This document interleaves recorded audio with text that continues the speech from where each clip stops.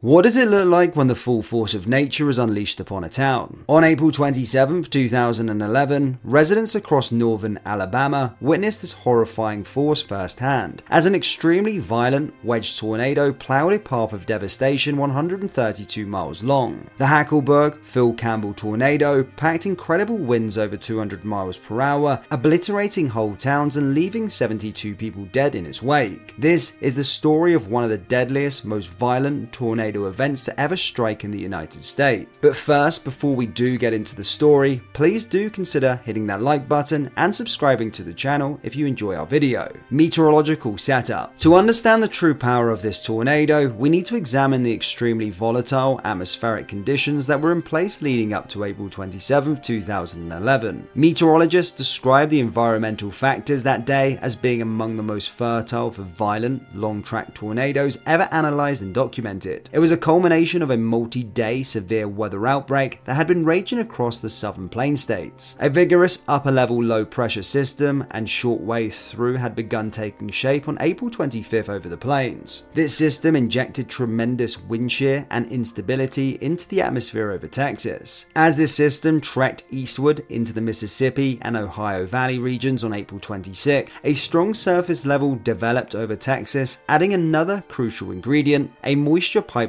straight from the Gulf of Mexico. Daytime temperatures soared into the upper 70s and low 80s, with dew points in the upper 60s and low 70s. Then on April 27th, the atmosphere reached its peak validity. An intense 995 millibar service low was parked over Kentucky, while the initial shortwave through had become negatively tilted, orientated northwest to southeast over Arkansas and Louisiana. A low-level jet stream of southwest winds in excess of 50 knots intersected this system at a 60-degree angle. A textbook case of extreme speed shear and wind fields favorable for a rotating supercell thunderstorm. The result was an environment never before documented in modern meteorological record. CAPE values, which measure the atmosphere's instability and potential for thunderstorm updrafts, exceeded a whopping 2,500 to 3,000 joules per kilogram over the region. More alarmingly, storm relative helicity values, which determine the likelihood of thunderstorms, developing rotating updrafts were over 500 levels, indicative of a very high risk of strong and violently rotating tornadoes. It was the perfect atmosphere for a generational severe weather outbreak to unfold over the deep south that afternoon. All of the ingredients were in place for intense supercells to develop and spin up violent, long-track tornadoes like the one that became the Hackleburg Phil Campbell storm. The stage was set for an extreme weather event to write itself into history. Beginning of the tornado. Around 3:05 p.m., a supercell thunderstorm fired up in Marion County, Alabama, just west of the small town of Hamilton. This storm quickly spun up a tornado that dropped to the ground, initially doing tree and roof damage in the EF1 to EF2 range as it churned into the northeast. But almost immediately, this tornado began a process of rapid intensification fed by the incredibly volatile atmospheric environment. As it neared the town of Hackleburg, running parallel to Highway 43, the tornado ballooned in size to around 3/4 of a mile wide. Its winds were now estimated at over EF5 intensity. The small community of Hackleburg was about to experience the full, terrifying impact of this rapidly strengthening monster.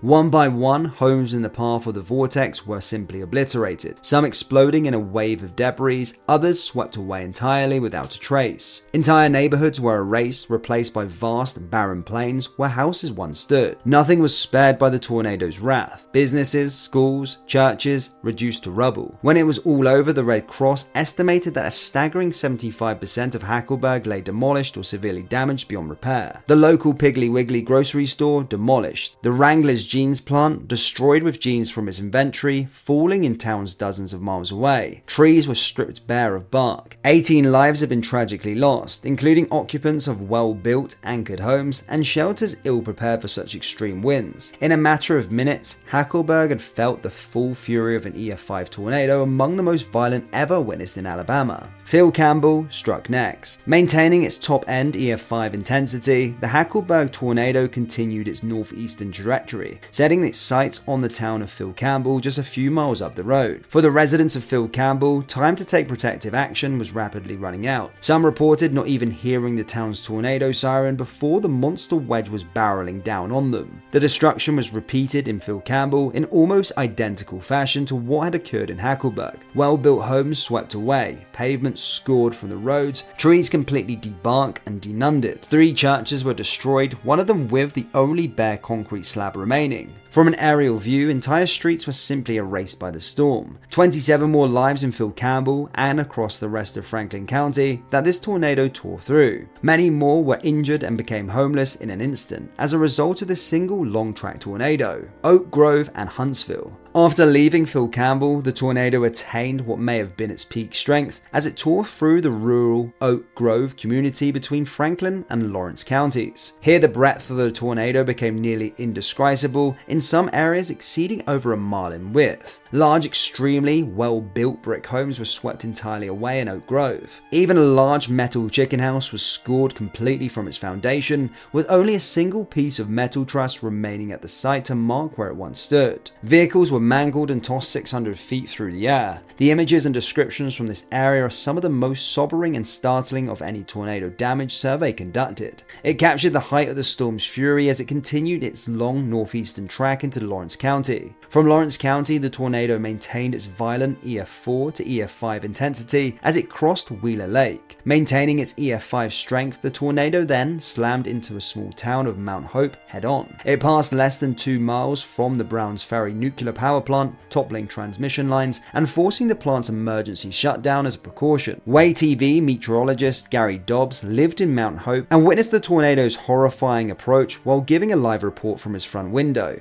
As the vortex destroyed his home, Dobbs was thrown 40 feet across his yard, suffering injuries that required hospitalization. After cutting a disastrous path through rural areas, the violent tornado maintained its life-threatening intensity as it closed in on Huntsville metropolitan area and its densely populated suburbs during the evening rush hour. In Tanner and Harvest, located in the suburban Huntsville area of Limestone and Mason counties, the tornado left another round of catastrophic damage in its wake. More homes were leveled, some residents left scattered in pieces over hundreds of yards. A Piggly Wiggly grocery store was destroyed in Harvest and numerous subdivisions hard hit, including some that had been impacted by a violent tornado back in 1995. 13 more lives were lost as the path of destruction continued pressing eastwards towards the Tennessee state line. South of the small town of Huntland in Franklin County, the tornado was now down to around 1/4 of a mile wide. But within the narrow corridor, it was still lashing and the landscape with exceptionally strong winds ranging from EF0 to EF3 intensity. For over 130 miles, this single long-track tornado had rewritten the landscape one rural community and one home at a time. But its run of incredible violence was finally coming to an end as it neared the low mountain ridges of southern Tennessee. Then at last, after 2.5 hours of continuous destruction, the tornado lifted and dissipated before crossing into the higher terrain. Aftermath. When meteorological crews finally had a chance to take a comprehensive stock and survey the Hackleburg Campbell tornado's entire path from end to end, the figures were almost too staggering to comprehend. This single long-track tornado had carved a streak of devastation over 132 miles long, from its origins west of Hamilton, Alabama, all the way into southern Tennessee before finally dissipating. It was a path length exceeding that of most other significant tornado events on record in the modern era. But the even more devastating statistic was the incredible loss of life and property damage accumulated over the distance. In Alabama alone, this one tornado had claimed 72 lives, instantly making it the deadliest single tornado ever recorded in state history since Kansas tornado that killed 80 people back in 1955. This death toll would go on to be surpassed by the Joplin tornado, which killed 158 people on May 22nd of the same year. Beyond the catastrophic loss of life, the physical destruction path was just as staggering. Over 1,600 homes were completely destroyed across multiple counties, reduced to mere rubble or swept entirely away without a trace. Thousands of additional homes sustained damage of varying degrees. When the total cost was tailed from destroyed residential structures, businesses, schools, industrial facilities, and infrastructure repair across the path, the price tag stood at a whopping $1.29 billion, one of the highest tornado damage totals for a single event in the United States history. In both human and economic terms, this single long-lived violent tornado represented an extreme outlier event, the type of natural disaster that typically only happens once every several decades or longer in any one geographic region. Yet the atmospheric setup on April 27, 2011 enabled this vortex to maintain its fury for over 2.5 hours, rewriting the landscape one community at a time along its 132-mile-long path of destruction. Rebuilding. In the weeks and months after April 27, 2011, the hardest hit communities like Hackleburg and Phil Campbell were left to confront the total devastation brought by this tornado.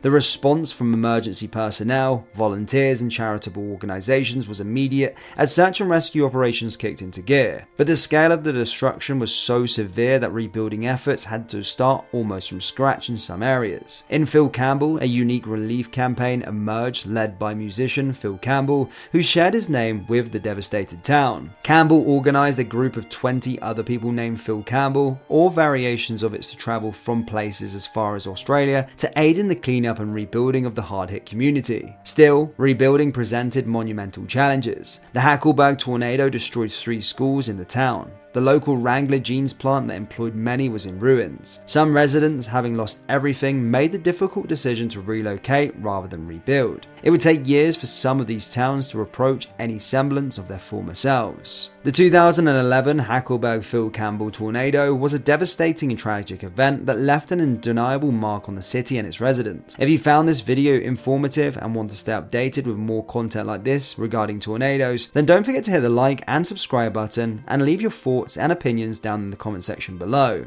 Thank you guys, and I'll see you all next time. Take care. Peace.